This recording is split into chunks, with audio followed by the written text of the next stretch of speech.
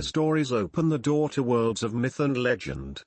Today, we invite you to journey with us into one of the most famous tales from the North, Thor and the Hammer of Thunder. So take a deep breath, relax, and step with us into a story woven with courage, wisdom, and strength. In the distant realms of the North, the gods made their home in Asgard.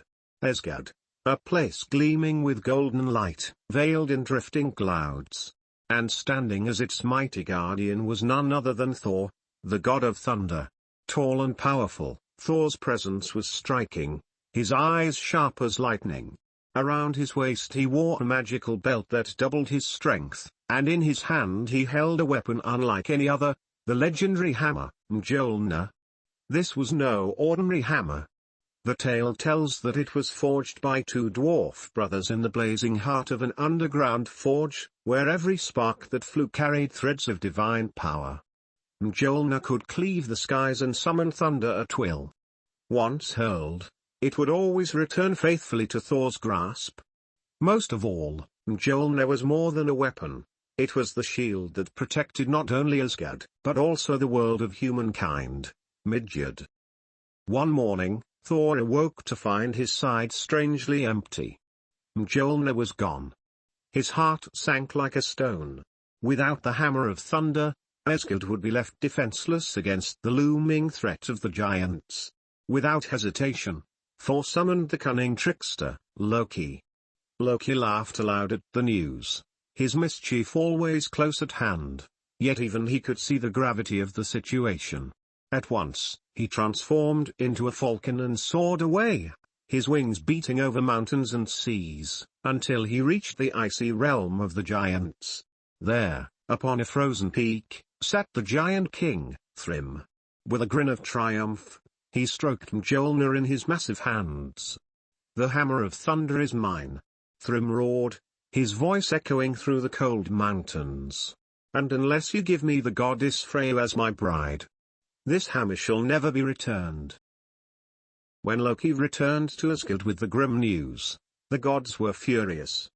Freya, her cheeks flushed with rage, shouted, "How could I ever wed that hideous giant?" The hall erupted with worry and debate, until Loki's sly smile cut through the tension. "I have a plan," he declared. "If Freya will not go, then Thor shall take her place. He will wear the bridal gown, the glittering veil, and we shall deliver him to the land of the giants. The moment Mjolnir appears, we seize it and bring it home." Thor's eyes widened, his fists slamming the table so hard it nearly splintered. "What? You would have me dressed as a bride?" he thundered. But one by one, the gods urged him on, reminding him of what was at stake. At last, Thor swallowed his pride, his jaw clenched tight. For Asgard's safety, he would endure humiliation. Honor outweighed his vanity. And so, on the day of the wedding, Thor was clad in a flowing white gown. A shimmering veil hid his fierce face, and his chest glittered with strings of jewels. At first glance, he truly did look like a noble bride. Beside him stood Loki, playing the role of the dutiful handmaiden. When King Thrym caught sight of his bride, his eyes lit up with delight. He nearly leapt into the air with joy. "Ah! What beauty! Tonight you shall be my wife." The feast began. But Thor, famished beyond reason, could not hold back. With thunderous appetite, he devoured 8 whole salmon in one sitting, then swallowed down an entire barrel of mead. Thrym blinked in disbelief. Why does my bride eat with such astonishing hunger?" Quick as ever, Loki leaned in and whispered smoothly, "Oh, great king, the goddess has not eaten for 8 long days, so deep was her longing for you. Only now does she feast at last." Though suspicion lingered in his mind, Thrym was too blinded by the thrill of the coming marriage to question further. At last, the most crucial moment arrived. By ancient custom, the giants placed the hammer of thunder upon the bride's lap, sealing the sanctity of marriage. The instant the weight of Mjolnir touched Thor's knees, his eyes blazed with a storm's fury. "At last! My hammer is returned." With a roar, he tore away the bridal veil, revealing not a gentle bride, but the fierce, unyielding face of the god of thunder. Mjolnir rose high in his grasp, and lightning split the skies above. Giants, your doom has come. He swung the hammer, and thunder cracks shook the mountains to their roots. Before Thrym and his kin could even draw breath, the storm fell upon them. Struck by the fury of Mjolnir, the giant king and all his court were shattered, their frozen realm trembling under the wrath of Thor. The battle was over.